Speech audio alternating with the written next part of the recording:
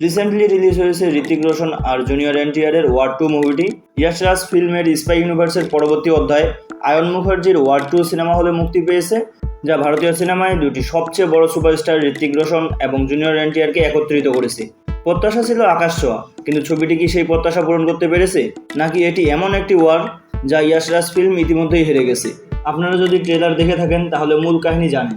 প্রথম ওয়ারের super spy কবির এবার সে রগ হয়ে গেছে এবং তাকে থামাতে এজেন্সি তাদের সেরা অপারেটিভ বিক্রমকে পাঠায়, যেটা রোল প্লে করতেছে জুনিয়র এনটিআর। মুভিটি এক মহাকাব্যিক টাইটানের লড়াইয়ের প্রতিশ্রুতি দিয়েছিল এবং সেই দিক থেকে এটি নিঃসন্দেহে প্রথম হাফে সফল। অ্যাকশন সিকোয়েন্সগুলো বিশাল, লাউড এবং নিখুঁতভাবে কোরিওগ্রাফ করা হয়েছে। ঋতিক রোশন তো বরাবরের মতোই স্মুথ এবং সিনেমেটিক, আর জুনিয়র এনটিআর পর্দায় একটি তীব্র কমান্ডিং উপস্থিতি নিয়ে এসেছে। প্রতিদ্বন্দ্বী হওয়া সত্ত্বেও তাদের অন স্ক্রিন কেমিস্ট্রি ছবির অন্যতম বড় শক্তি। ছবির ভিজুয়াল স্পেকটিক্যালকে অস্বীকার করা যায় না। ভিএফএক্স কিছু জায়গায় কিছুটা শেকি হলেও বেশিরভাগ ক্ষেত্রেই ভালো, যা আন্ডারলাইন ফুয়েল সেট পিসেস তৈরি করেছে। ব্যাকগ্রাউন্ড স্কোর একটি ডেফিনেট হাই পয়েন্ট, যা প্রতিটি চেস এবং ফাইটকে আরও আকর্ষণীয় করে তুলেছে। আর কিয়ারা আদভানি একটি নতুন অ্যাকশন ভিত্তিক চরিত্রে কাস্টের জন্য দুর্দান্ত সংযোজন। প্রথম হাফ একটি থ্রিল রাইড হলেও দ্বিতীয় হাফ যেন একটি হারানো যুদ্ধ লড়েছে।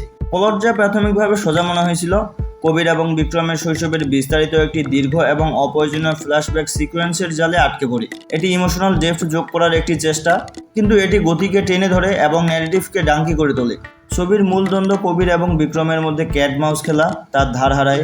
বিশেষ করে দ্বিতীয় হাফে খেলাটা কিছুটা প্রেডিক্টেবল এবং যেমন কিছু সমালোচক বলছেন, কিছু প্লট পয়েন্ট কিছুটা সিল্লি মনে হয়। এটা ততটা হাই স্টেক মনে হয় না যতটা হওয়া উচিত ছিল। প্রায় 3 ঘন্টা রান টাইমের এই মুভিতে, যেখানে কিছু দৃশ্য বাদ দিলে মুভি দেখার অভিজ্ঞতা আরও ভালো হতে পারত। মুভির ভালো দিকগুলোর মধ্যে ঋতিক রোশন এবং জুনিয়র এনটিআরের অভিনয় আমার কাছে সব থেকে বেশি ভালো লেগেছে। তারাই অবশ্য এই মুভির প্রাণ। প্রথম হাফের হাই অকটেন অ্যাকশন এবং স্কেলিক সিনেমাটোগ্রাফি দুটোই মুভি দেখার অভিজ্ঞতাকে কয়েক গুণ বাড়িয়ে দিয়েছে। দুই প্রধান অভিনেতার মধ্যে চমৎকার অন স্ক্রিন কেমিস্ট্রি, যেটা দেখতে ভালোই লাগতেছিল। আর মুভির ব্যাকগ্রাউন্ড মিউজিক একবারে অসাধারণ। তবে মুভিতে কিছু কিছু দিক আছে যেগুলো আমার মোটেও ভালো লাগেনি। একটি দুর্বল প্রেডিক্টেবল প্লট যা বিরতির পর গতি হারায়। একটি দীর্ঘ ফ্ল্যাশব্যাকের কারণে দ্বিতীয় হাফ ধীর হয়ে যায়। অসম লেখা এবং সংলাপ। কিছু কিছু ভিএফএক্স আরও ভালো হতে পারতো বলে আমার মনে হয়। তাহলে ওয়ার 2 দেখা কি জরুরি? যদি আপনি ঋতিক রোশন, জুনিয়র এনটিআর বা ইয়াশ রাজ স্পাই ইউনিভার্সের ভক্ত হন, তাহলে শুধুমাত্র স্টার পাওয়ার এবং অ্যাকশন সিকোয়েন্সের জন্য আপনি উপভোগ করতে পারেন। এটি একটি মাস মাসালায় অ্যাকশন এন্টারটেইনার, বিশেষ করে প্রথম হাফে। তবে হ্যাঁ, যদি আপনি একটি গ্রিপিং, ইন্টেলিজেন্ট স্পাই থ্রিলার বা অসাধারণ গল্পের খোঁজ করেন, তাহলে আপনি কিছুটা হতাশ হতে পারেন। এটি এমন একটি মুভি যা একটি যুদ্ধের প্রতিশ্রুতি দেয়, কিন্তু কিছু সামান্য মিস্টেক এবং অনেক ফ্ল্যাশি জিনিস ছাড়া তেমন কিছুই দিতে পারে না। ওয়ার 2 একটি ডিসেন্ট এন্টারটেইনার, কিন্তু ফ্র্যাঞ্চাইজির জন্য এটি সেই নকআউট পাঞ্চ ছিল না। এই মুভিটি পাঠান এমনকি প্রথম ওয়ারের উচ্চমান থেকে এক ধাপ পিছিয়ে।